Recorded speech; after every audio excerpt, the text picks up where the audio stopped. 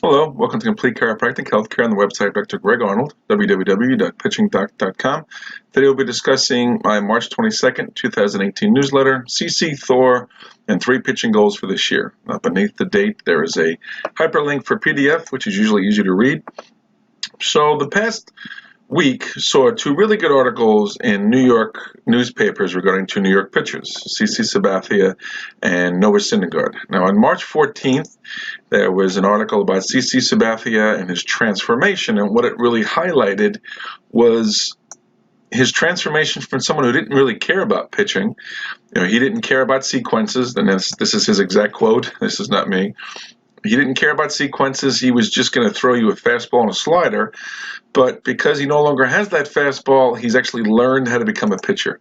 And the Yankees really love what he's done, and he's transformed himself from the power pitcher, to the crafty lefty. And then they talked about two at-bats that he had with Miguel Cabrera, who's really one of our generation's greatest hitters.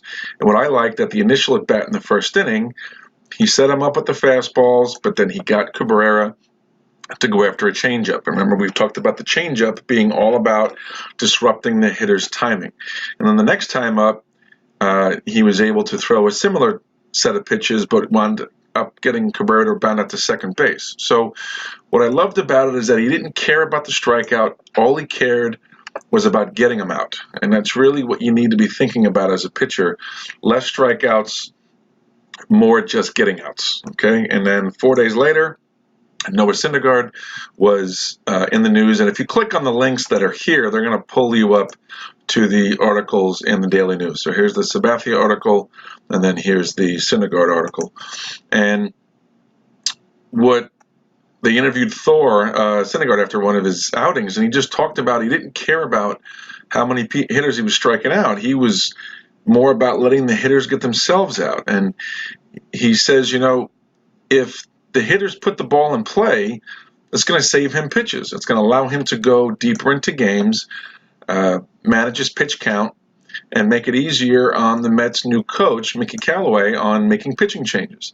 And what he talked about, Syndergaard, was that the best part about his spring is that he's not about throwing the ball hard, but that he's pitching. So again, it's not about striking batters out. It's about letting hitters get themselves out. So the 3 goals that I try to get my pitching students to talk about, to focus on during the year is, number 1, 60% first pitch strikes.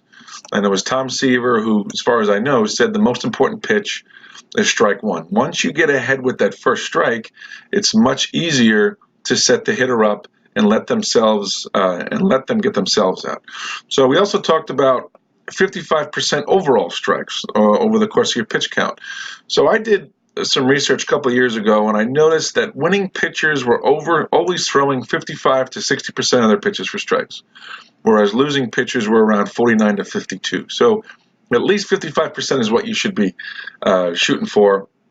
And then when we're talking about pitches per inning, we want to have low-stress innings. We don't want to have 29, 30-pitch innings. We should be aiming for 12 to 15 pitches an inning, because if you're getting through the inning on 12 to 15 pitches, you're really doing your job in terms of pitching.